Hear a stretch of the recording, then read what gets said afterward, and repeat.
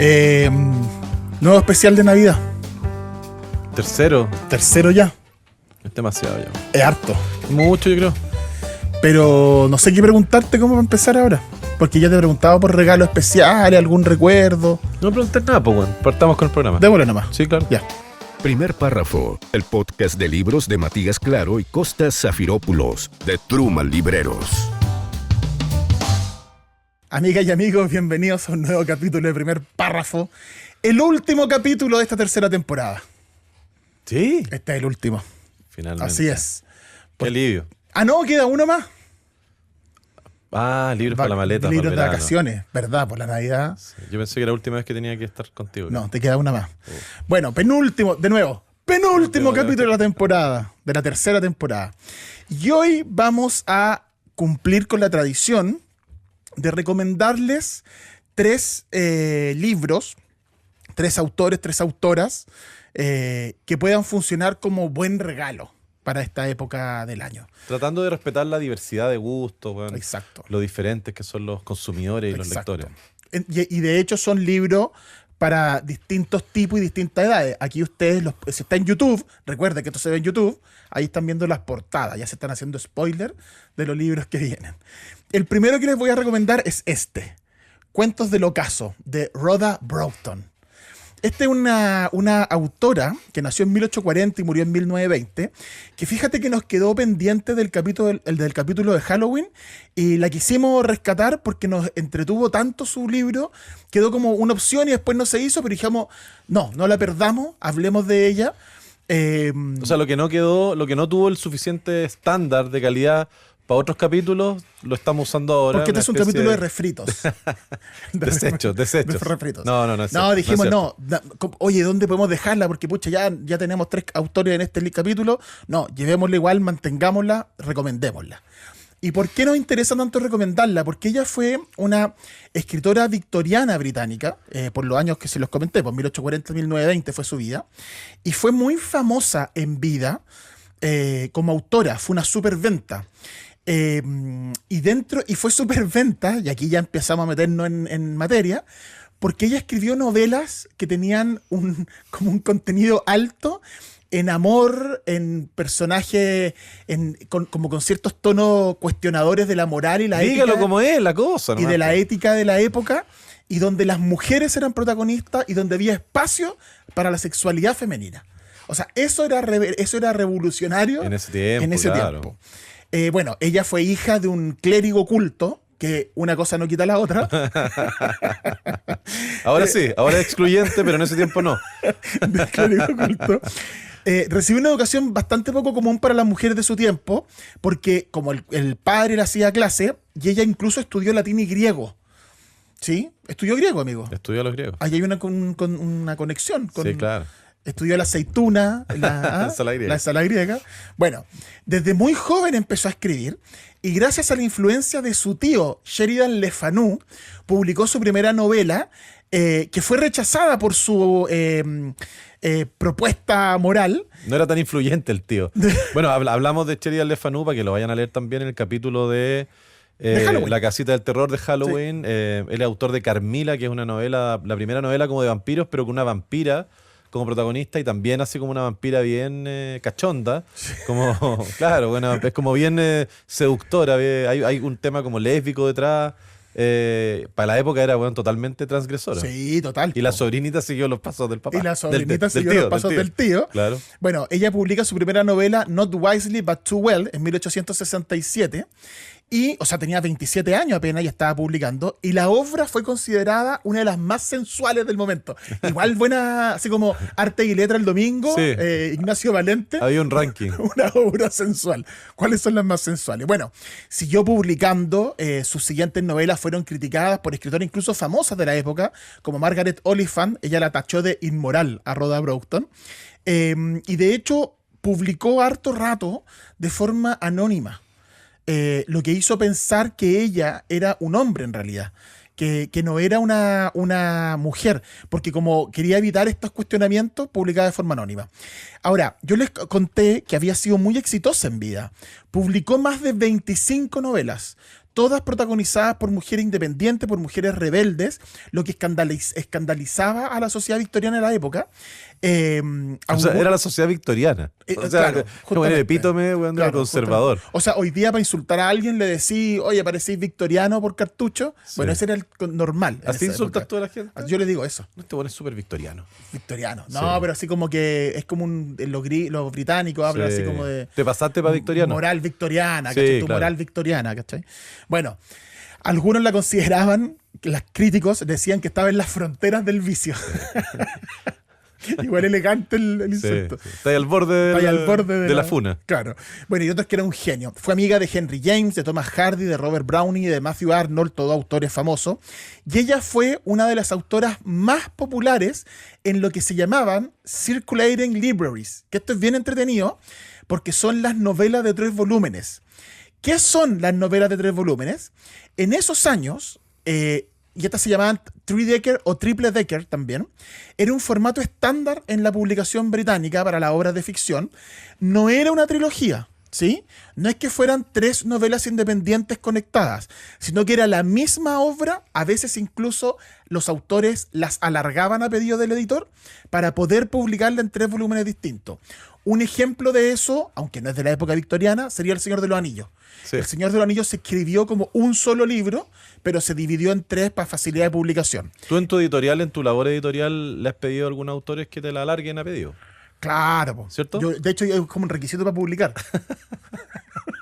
Yo les digo, Sí. no, necesito que la largues. Que es como Kill Bill, para que la gente entienda que en el fondo no son 2 partes, sino que es una película dividida en 2 En partes. 2, claro. Sí, creo que ahora en verano viene Kill Bill, la edición de Tarantino con algunos cortes, pero con la película Completa entera de de una. las dos partes.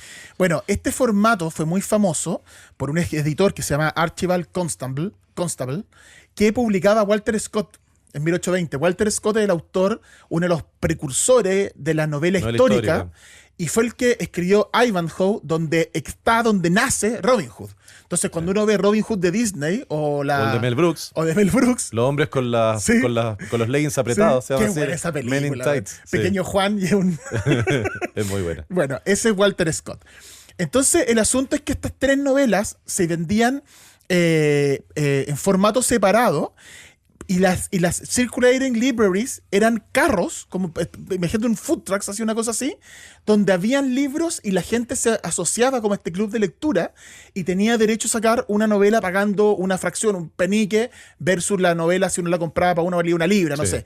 Y tú podías sacar un libro y las podías ir leyendo. Entonces era un Como lecturas del Reader Digest. Hay una novela que se llama La librería ambulante, claro. de un autor que se me va el nombre ahora, pero que a mí me encanta, que he leído hartas cosas de él. Es ese Christopher... ¿No es Mosley? No es Mosley. Algo así. Sí. Búscalo por ahí. Bueno. Y habla de eso precisamente, de un matrimonio que tiene una librería ambulante que va recorriendo todos los poblados de Inglaterra, recomendando libros y haciendo como una labor de Sí. fomento a la Christopher lectura. Morley. Christopher Morley. Bueno, entonces estas eran las Circulating Libraries y ella era una de las autoras más famosas de este formato. Y claro, como publicar libros, el papel era muy caro, era inaccesible para los lectores, entonces uno se suscribía a estas bibliotecas circulantes y podía sacar estos libros. Ella era, como les decía, una de las más famosas de ese formato. Siguió publicando siempre, Rhoda Broughton, siempre sus libros con este tono de feminismo, de erotismo, de crítica social, y ella fue una figura bien importante. Si uno mira la historia de la literatura británica e inglesa, ella está en medio de 2 grandes autoras.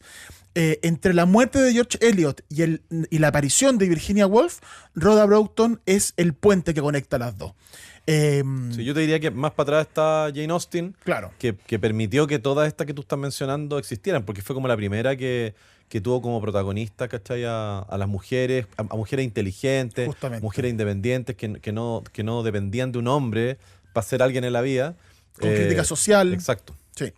Bueno, entonces, ¿qué libro les queremos recomendar de esta mujer de Rhoda Broughton? Este libro, Cuentos del Ocaso, si está en YouTube, ahí lo está viendo en la portada, donde son cuentos de fantasma, pero no solo, o sea, cuentos de terror, pero no solo como de terror y fantasma y cosas sobrenaturales, sino que cuentos donde hay situaciones que tienen un presagio medio funesto, que hay una cuestión medio ominosa. En la mayoría de estos cuentos son protagonistas mujeres de mediana edad, que están narrando sus propias historias. Entonces hay una cuestión de primera persona que hace que los lectores conecten muy rápido con el texto. Y lo que existe es y el cuento normalmente cuestiona lo que sería el comportamiento apropiado de la mujer. Por eso tiene que ver con las costumbres, tiene que ver con lo que se esperaba de las mujeres. Claro, y tiene esta cosa como de crítica social. Ahora, hay un tema con los cuentos de fantasmas en esa época. Sí, lo que ocurría era que es como bien marquetero para la época. Uno se imagina que a lo mejor no ocurría, pero ocurría.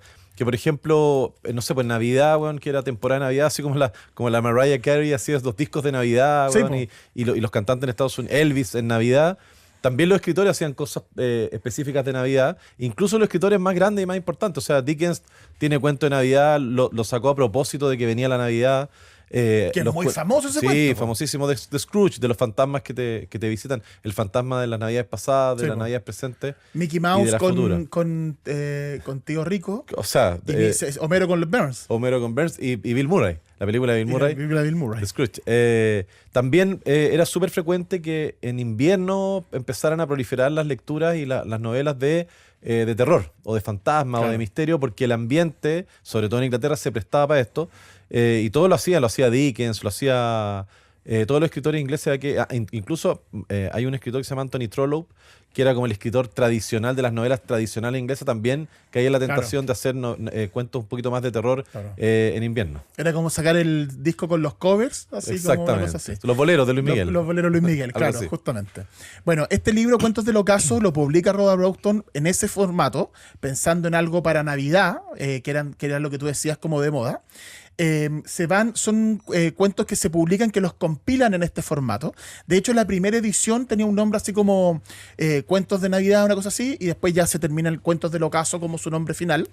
Y son 7 relatos, 1, 2, 3, 4, 5, 6, 7 relatos, 6 relatos, donde existen cosas, desde cosas como sobrenaturales. Hay uno de unas amigas que se están mandando unas cartas, donde una le consigue una casa a la otra, pero la casa empieza a tener algo así como un mal presagio. Hay otro que se llama Bajo la Capa, que es de una mujer muy adinerada, muy cuica, que va a viajar a París, de Ginebra a París en el tren nocturno. Pero hay unos hombres en el vagón de ella, hay un gallo medio raro, toman algo y pierde un poquito la conciencia. Tiene una sirvienta. Tiene una sirvienta a la que tiene una frase que es como, no, porque le ofrecen un trago primero.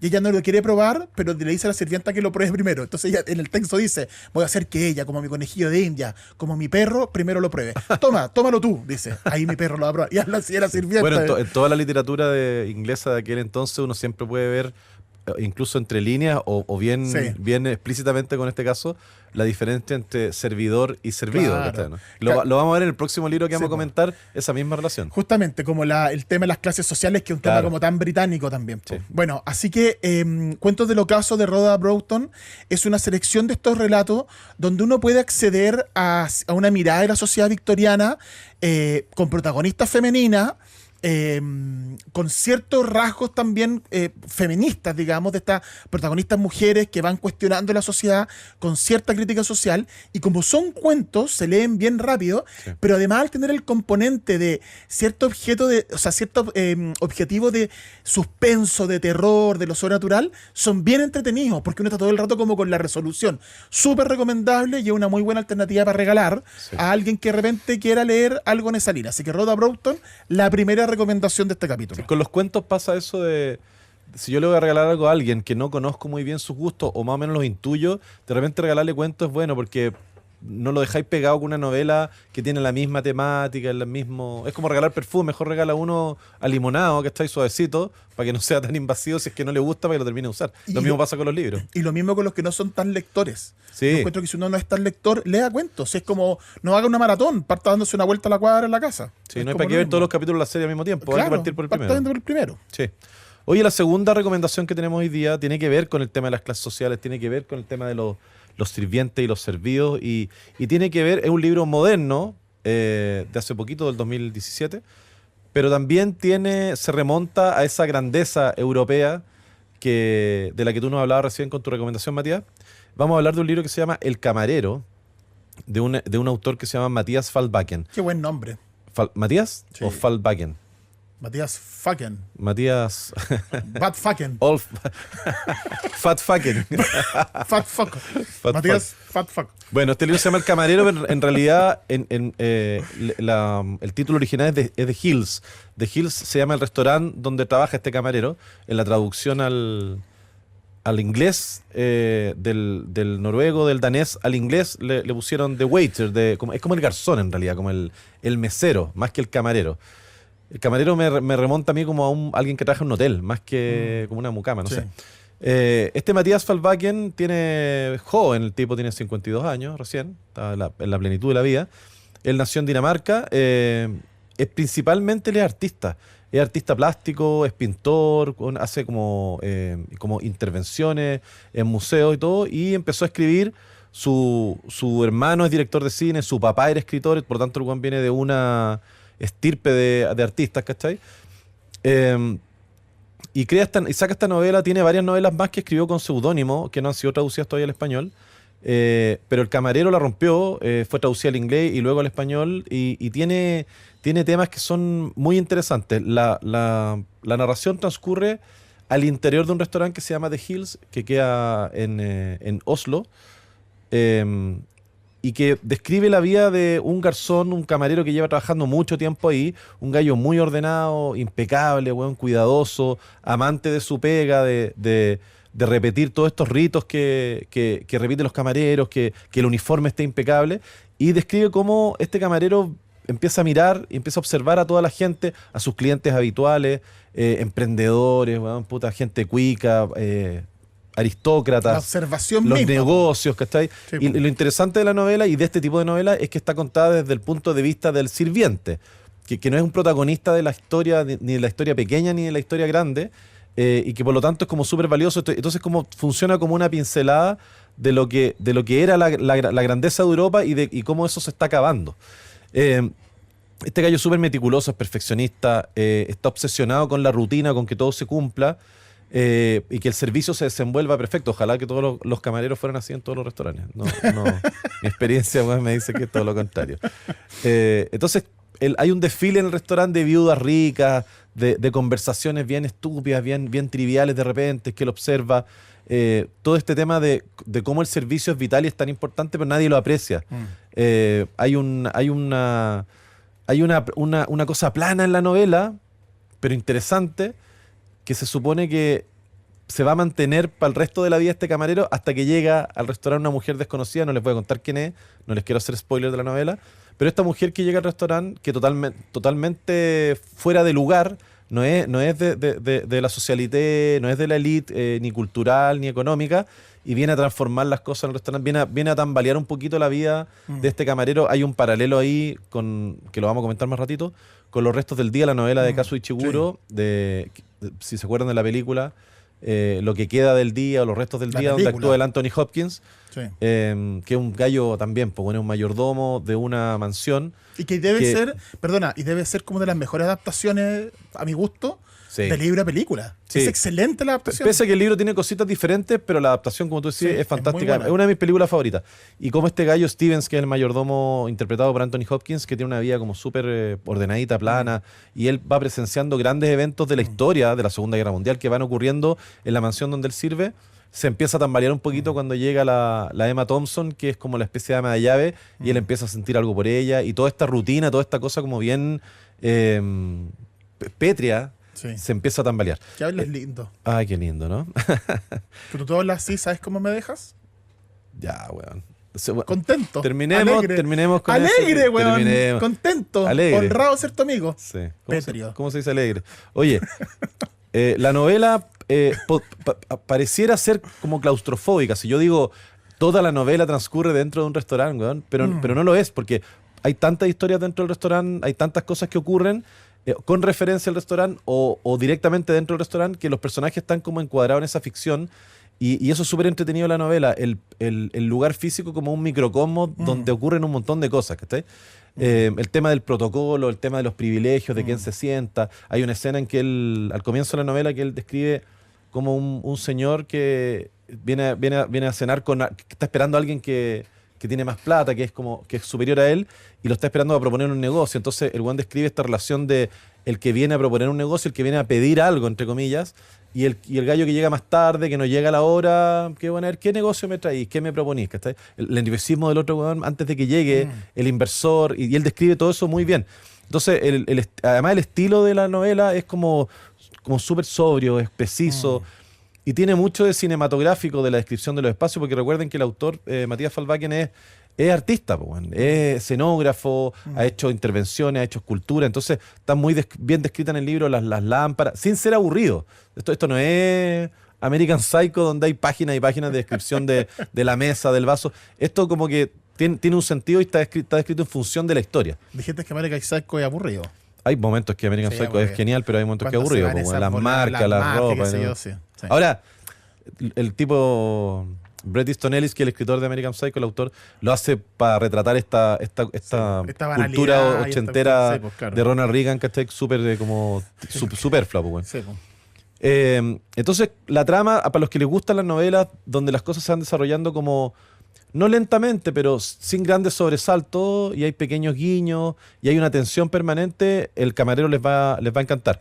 Obviamente que hay una crítica, vuelvo al libro que recomendaste tú, Matías, a los cuentos que recomendaste tú recién, hay una crítica social del restaurante como microcosmos, donde se juntan personas de distinta naturaleza, donde hay roles fijos que no pueden cambiar, donde se reflejan estas desigualdades sociales, lo que le llaman ellos en la novela la falacia del servicio. Es como, yo tengo que asumir que yo estoy en un lugar más abajo de la escala que tú para poder atenderte, qué sé yo, y cómo los mayordomos, los garzones y todo, hacen esa ficción, porque es una ficción, todos los seres humanos somos iguales, pero ellos para esos efectos se ponen en un escalón abajo para servir, que no tiene nada de indigno. No. Entonces, todo lo que pasa dentro del restaurante, el movimiento, el chef, el barman, el garzón, el que ordena las cosas, es como súper interesante. Han habido otros libros también que hablan de eso. Sí, pues, y ese mundo que tú describes, que además lo mencionaste un poquito antes, el tema ese microcosmos del restaurante, es bien interesante porque un tiempo esta parte se ha transformado en un espacio de interés narrativo. Sí, desde los reality a desde los series. reality, claro, desde Hell Kitchens, man, en la tele, a, por ejemplo, que fue uno de los primeros libros de no ficción sobre cocina, que contaba los secretos de los chefs, que es Confesiones de un chef de Anthony Bourdain. Sí. Que con eso saltó a la fama, claro, tremendo libro, saltó a la fama, su programa de televisión y qué sé yo. Hay otros libros, La transmisión del sabor, de un Buford, creo que el apellido, un periodista, que se va, no sé, a Italia a conocer la cocina italiana, o a Francia, creo que sea una cosa así.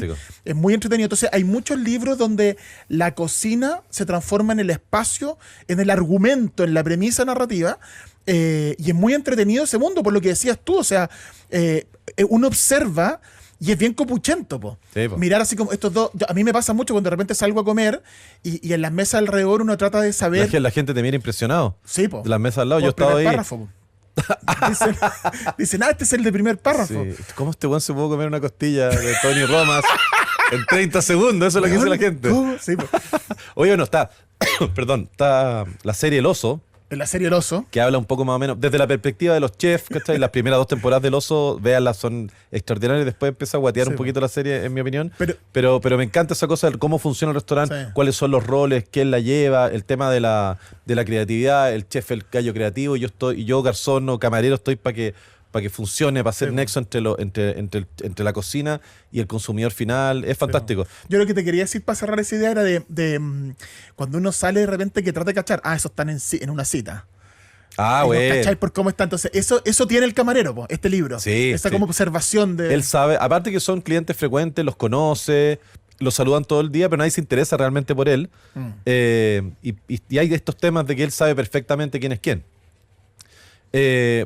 Me gustó la novela mucho, bueno, porque a mí me gusta mucho Ishiguro, me gustó mucho Los restos del día, y esta novela, sin ser una copia, porque no lo es, ¿cachai? Porque trata otros temas, tiene estos temas comunes. Por ejemplo, la grieta del cambio, de cómo un tipo que hace todos los días lo mismo, la rutina, viene en este caso esta mujer misteriosa que entra al restaurante, que habla con él y qué sé yo, cómo le cambia la rutina y en el fondo cómo eso es una metáfora de cómo la modernidad en lo global viene a cambiar un montón de cosas a las que no estábamos acostumbrados, ¿cachai? ¿No? La modernidad juega eso, las innovaciones tecnológicas vienen a romper con lo que una persona que nació en 1940, bueno, entiende que es la vida, ¿cachai? Entonces, me gustó mucho eso, cómo el weón se desbarata totalmente con un par de cosas, que es lo mismo que le pasa a Stevens, al personaje de Ichiguro. ¿Y sabía que otro personaje le pasa algo parecido? Me acabo de acordar a la narradora de Carol, de Patricia Highsmith. Claro. Que hay una niña que atiende una juguetería en Navidad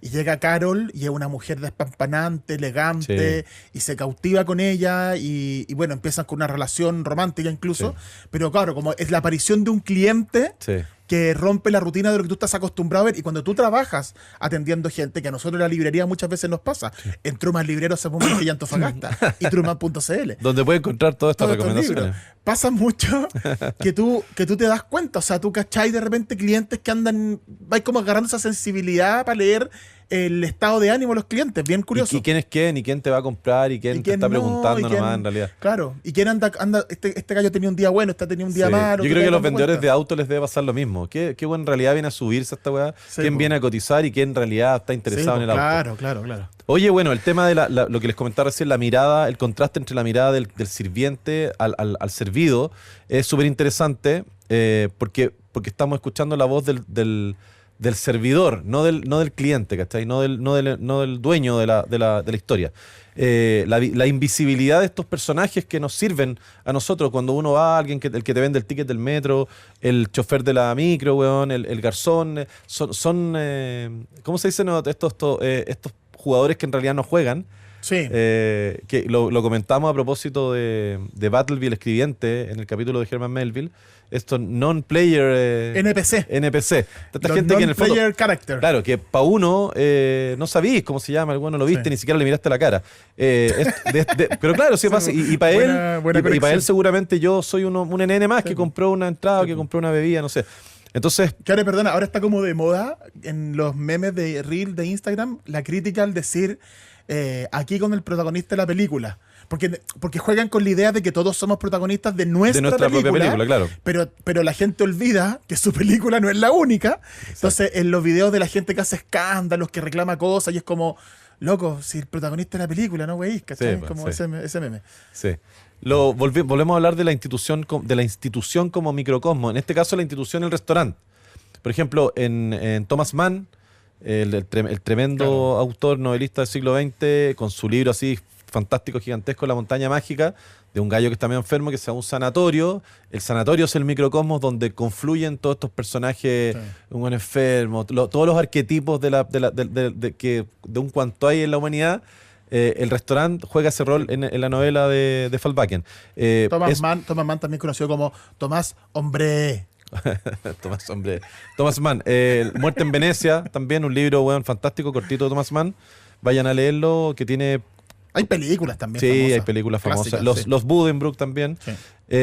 Y la estética visual que genera la novela a mí me encantó, porque como el gallo es artista se nota. Por ejemplo, cuando describe, ¿cachai? El brillo de los servicios, de las cosas de plata, el reflejo de los espejos, las cortinas, ¿cachai? Pero sin latearte con detalles, sino que solamente pensando en la utilidad de eso para efectos de la narración. Obviamente que se ha comparado a Fallbacken, ya les comentamos, con Ichiguro. El libro de los restos del día es como bien influyente, creo yo. También se le ha comparado mucho con Michel Houellebecq, por el tema de esta cosa como plana, de las profesiones planas, media existencialista. Ampliación del campo de batalla, las partículas elementales. Ese libro, Ampliación del campo de batalla, son 120 páginas y es muy bueno. Sí, una mezcla entre Kafka, y Camus. O Camus, como dicen otros. Sí. En el fondo, la decadencia como de la sociedad de consumo, la decadencia de las tradiciones, ¿cachai? Sí. Cómo se desploma la sociedad europea que todos veníamos conociendo. Y que eso te conecta incluso con Stefan Zweig. También. Que lo hemos hablado muchas veces, como el autor de la decadencia de un mundo que ya no existe. Exacto. Se le ha comparado con Céline también por la crítica a la modernidad. Es súper entretenido el libro, vayan a leerlo. Hay una ambigüedad moral también, así como media existencial entre yo sirvo a los demás, pero bueno, ¿hasta qué punto tengo que vivir la vida de los demás? ¿Cachai? Se cuestiona el camarero, la ruina de lo tradicional, que lo comentamos recién. Y lo que más me gustó a mí, que tiene que ver con todo el existencialismo, es como el contrapunto entre lo visible y lo invisible, con todo lo que el tipo dice, pero también todo lo que el tipo oculta, ¿cachai? ¿No? Y que tú en el fondo lo vas deduciendo por las actitudes que tiene él. ¿Cómo pasa, esta gente pasa desapercibida dentro del sistema? Y eso es muy los restos del día. Muy poco. En los restos del día hay una escena en que el protagonista le pasa una tragedia, para no ser el spoiler, le pasa una tragedia familiar y él está atendiendo una reunión muy importante política.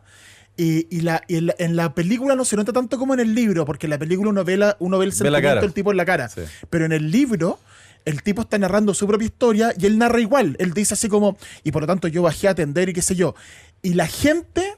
Y cuando me acerqué al marqués de no sé qué, el marqués me preguntó si yo estaba bien. Sí. Entonces uno observa que el tipo no está bien y que lo que nos cuenta no es completamente la verdad, porque los demás le están diciendo ¿qué te pasa? ¿Estás bien? ¿Qué te pasa? ¿Cachai? Sí, aparte que además, y me acuerdo que él mientras está sufriendo esta tragedia familiar en el mismo momento, hay un funcionario, de un diplomático en esta reunión, estamos hablando de los restos del día, un diplomático que tenía, no sé, unos callos, unos sabañones, y le empieza a pedir agua caliente, y un gordo grande, que se queja de los sabañones, y está sufriendo una hueá 1000 veces peor. Ese es un drama para los...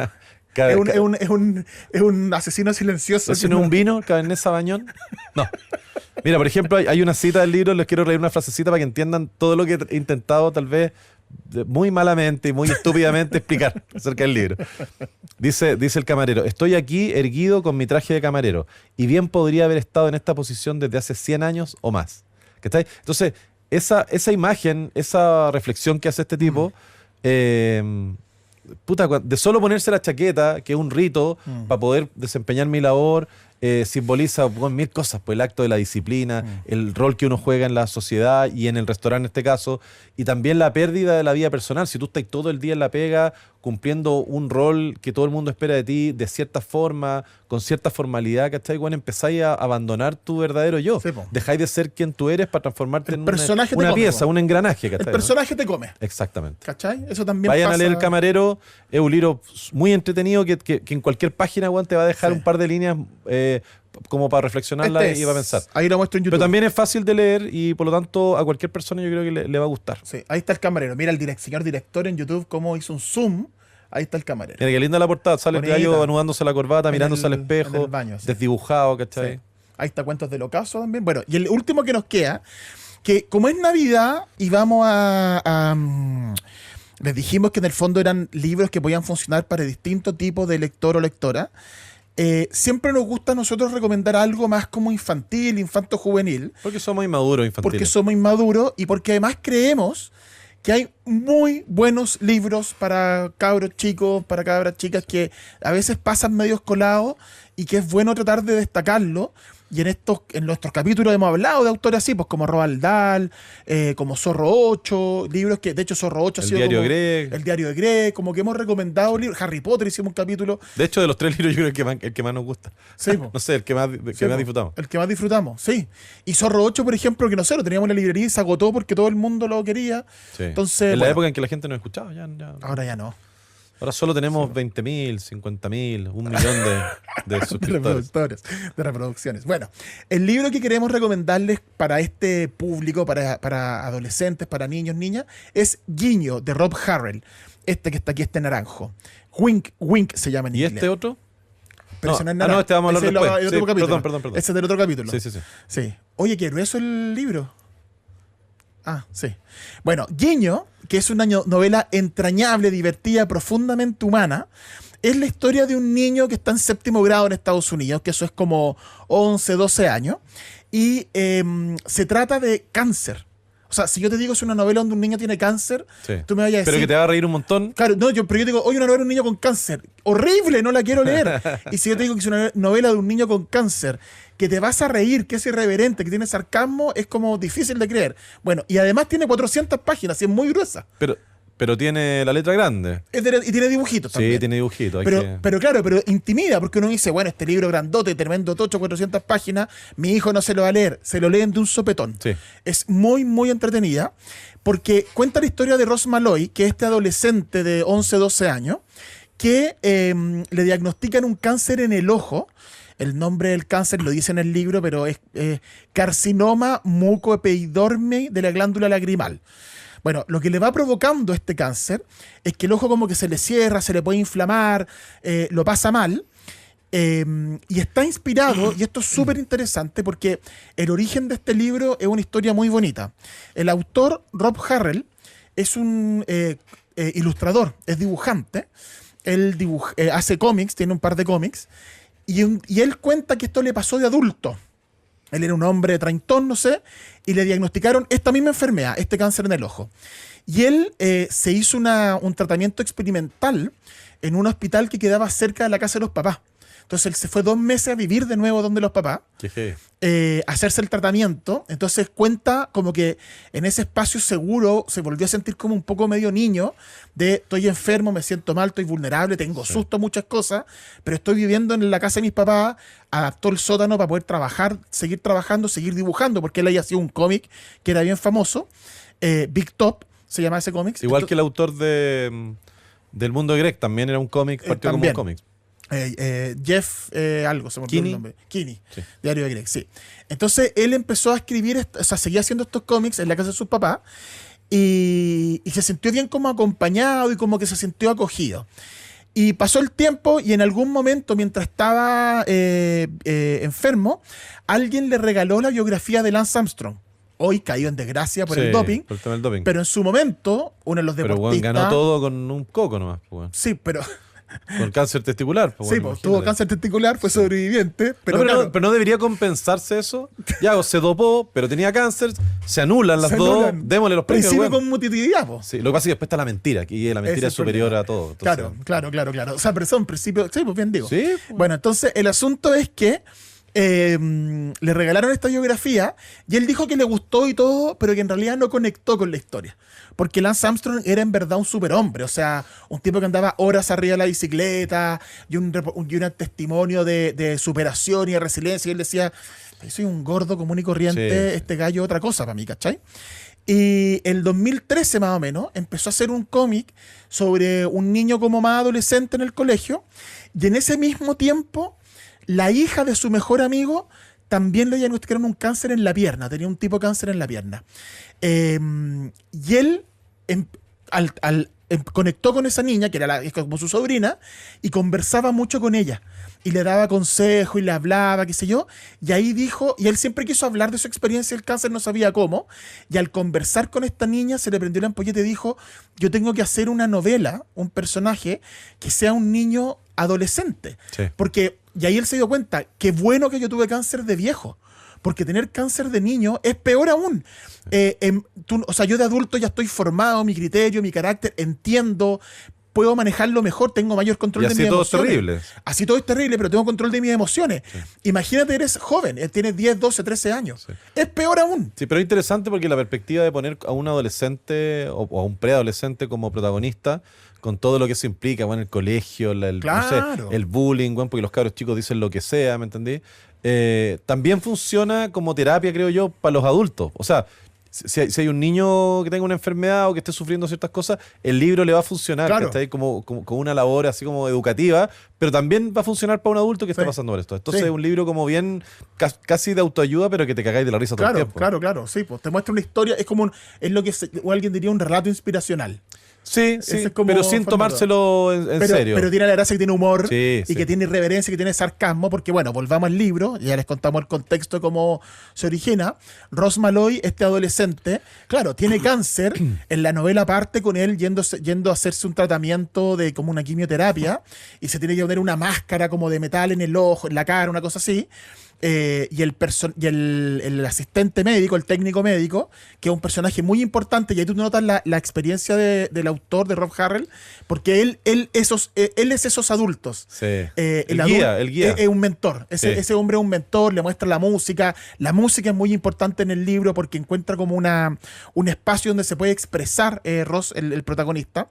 El dibujo también, a lo largo del libro, él dibuja un personaje que se llama Bati Cerdo. Es genial. Que es muy divertido. Que es como igual meta literatura, meta narrativa, porque es como un cómics dentro de la novela. Un cómic dentro de la novela, que después con el tiempo Rob Harrell lo convirtió en un cómic propio. Y existe Bati Cerdo.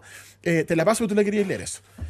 y existe Baticerdo, entonces es muy divertido porque esos cómics, y además el personaje narra, o sea, Baticerdo es un cómic que se refiere a lo que leímos en el capítulo. Entonces es como convierte, ¿no es cierto? Es como una escena post-crédito de cada capítulo. Claro.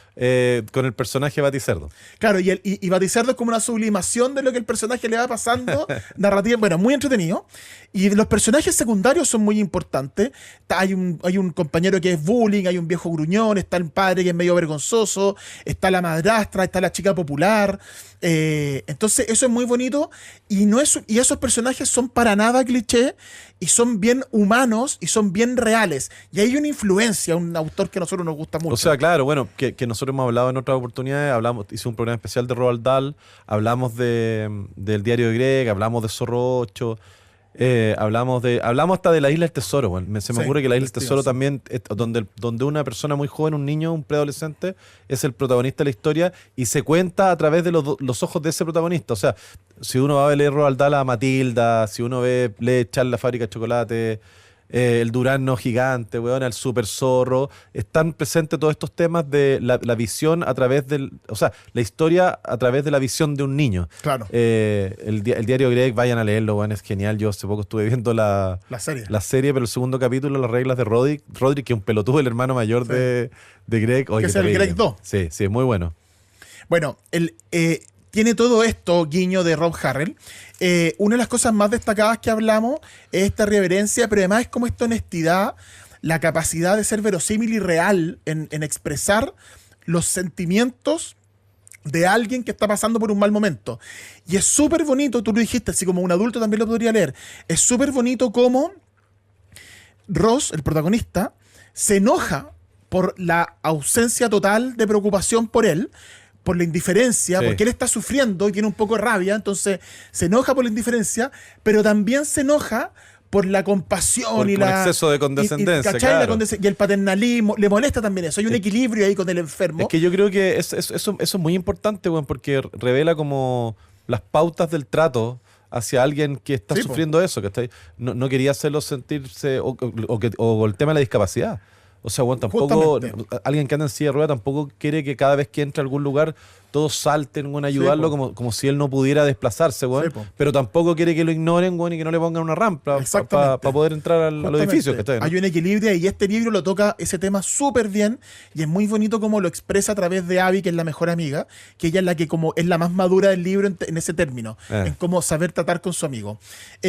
Bueno, más allá de la enfermedad, Ross es muy normal, la música, como les dije, es muy importante, aprende a tocar guitarra, la escena final que tiene que ver con música y es muy divertida. Muy School of Rock, muy Love Actually. Exactamente. Como la película inglesa. Como el cabro chico que toca batería, sí.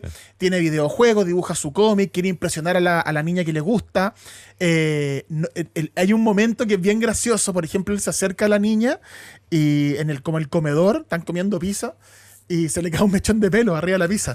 Y él así de la quimioterapia. De la quimioterapia, así como que asco esta cuestión que me acaba de pasar. Y él, en vez de preocuparse de, chuta, se me está cayendo el pelo la quimioterapia, qué vergüenza con la niña que me gusta, claro. ¿cachai?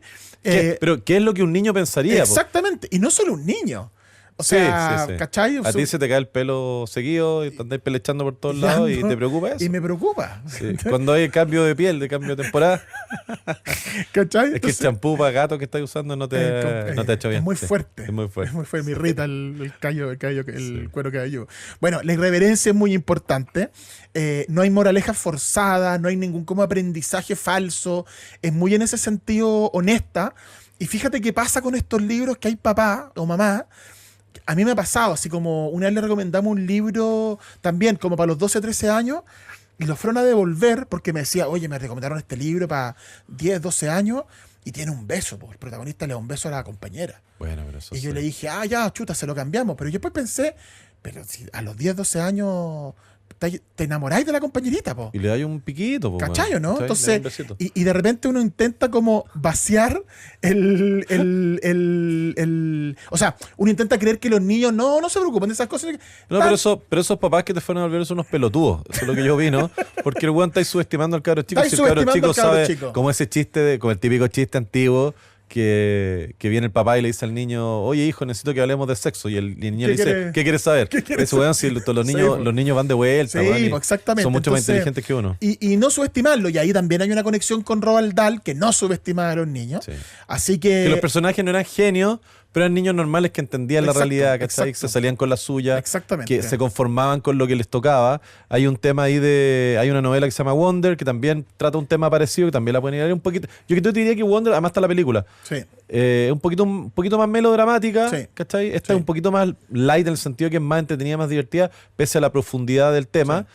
Yo quiero leer un fragmento. Se puede comparar. De hecho, espérate, para cerrar mientras tú buscas el capítulo, es una historia así como en resumen de crecimiento, de humor, de resiliencia, que tiene este equilibrio entre dolor y alegría, entre dolor y humor, con sarcasmo, con irreverencia, y que aunque te pasen cosas horribles en la vida, como cáncer a un niño, no sé si hay algo más horrible que eso, uno se puede reír y puede tratar de seguir adelante y de crecer y de crear y de aperrar con lo que te toque.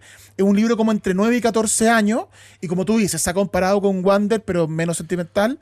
Y lo hablamos, pues con Diario de Greg también, con Matilde Roald Dahl, con esa clase de libros. Sí, pero de 9 a 14 años, fantástico. Yo no tengo esa edad. Hace tiempo, que sería lindo tener 14 de nuevo. Le digo a mi hijo, te gustaría tener el cuerpo tuyo con la cabeza que tengo ahora. Pero bueno, esas son las ironías de la vida, ¿no? Yo lo disfruté, weón, tengo un montón de años, tú también. Es un libro, yo diría que es para todo el mundo. Y en Truman Librero, y como Truman Libreros, ¿cachai? También como Matías y Costa, tratamos de mostrarle estos libros a los papás porque los papás no tienen por qué saber qué es lo apropiado para mi hijo. Estos libros no están en el mesón de novedades, no están a la vista, son joyitas, ¿cachai? Que de repente los papás no tienen por qué saber. Pues, ¿cómo empiezo a mostrarle cosas a mi hijo? ¿Cómo le fomento la lectura? Bueno, con estos libros, pues escuchen nuestras recomendaciones. Hay una viñeta de Baticerdo que me encanta, pues, porque además Baticerdo tiene solamente una capa que le tapa la cara, pero tiene la nariz de cerdo a la vista, entonces todo el mundo sabe quién es. Entonces hay un capítulo que se llama Baticerdo versus el troll anónimo. Se refiere al troll a toda esta gente, weón, a todos estos haters, ¿cachai? Que se enojan y que reclaman por todo y todo. Y el bullying. Claro, el troll es el bullying, el compañero que le hace bullying en el colegio. Pero es un troll anónimo. Que habla también de que hoy en día, antes para ser troll tú tenías que ir, weón, cara a cara donde el weón, trolearlo y te exponía a que te pegaran un combo de vuelta, qué sé yo. Ahora tú puedes ser troll anónimo porque las redes sociales, weón, permiten eso, que es terrible. Entonces dice, un troll anónimo causa estragos en la ciudad. Qué insultante, grita la gente, el colmo de la maldad. Buscad bajo los puentes, les gusta vivir ahí. Debajo de los puentes están escondidos, no quieren que los vean porque es más fácil insultar desde ahí. Hay corazones heridos y Baticerdo tiene la misión de rastrear al culpable. Usaré mi gran olfato, dice Baticerdo con una nariz de chancho enorme. Y un güey al lado medio raro lo mira y le dice, qué trompa más grande. Encuentra al troll bajo una piedra haciendo comentarios hirientes. Y Baticerdo le dice al troll, tus comentarios hieren mucho. Y el güey del troll contesta todo y le dice, tus críticas son tontas. Baticerdo entra en modo confrontación. Ya cuando se acabaron las palabras, voy a ir a confrontar al troll. Y le grita, sal de ahí de abajo de la piedra, troll. Y el troll dice, pero entonces dejaría de ser anónimo. No quiero ir a insultarte frente a frente, porque me es fácil insultarte de acá abajo de la piedra, ¿cachai? Baticerdo sabe que los trolls no pueden resistirse a los batidos de helado de chocolate. Y empieza a hacer un batido con una juguera. Y el troll dice, esto es helado de chocolate, allá voy. Y el troll, que ya no es anónimo, es obligado a comportarse. Baticerdo triunfa de nuevo. Y el troll dice, diablos, es sucedáneo de chocolate. Porque el weón se tiene que quejar. Y Baticerdo arranca y dice, el crimen no paga, villano. Muéstrate el dibujo. A ver, el señor director nos va a mostrar a Baticerdo con su nariz de... Baticerdo no soy yo, es el libro que está un poquito más adelante. Lo que sí, las pezuñas de Baticerdo las podemos ver ahí también, esas pezuñas. Sí. Bueno, pero ese es el tono de guiño de Rob Harrell. Así que esas son las recomendaciones. Ahora, recuerde, estos libros son joyitas, los encuentra en Truman Librero, en Apumanque, en Antofagasta, en truman.cl. Algunos de estos libros, revise, quizás los encuentre también en Storytel. Storytel, claro. Audiolibros que llegaron a Chile, con audífonos, haciendo cosas en la casa, el aseo, o en el auto, viajando. Puede también leer, escuchar también es una forma de leer gracias a Storytel, así que... escucha el primer párrafo y después escucha los libros. Puede leer o escuchar los libros. Así que ese fue el capítulo de hoy, amigos, respecto a los libros para Navidad, nuestro penúltimo capítulo de la temporada. Sí. ¿Estás contento? Muy contento. Emocionado. Emocionado hasta las lágrimas. Hasta las lágrimas. Sí, se nota. Tremendo. Se nota. Bueno, arroba Truman Librero en Instagram, acompáñanos también ahí. Primer párrafo, emisor podcasting 13C. Un abrazo, nos escuchamos en un próximo capítulo. Primer Párrafo es un podcast original de Radio 13C. Encuéntralo en YouTube, Spotify, radio13c.cl y donde sea que escuches podcast.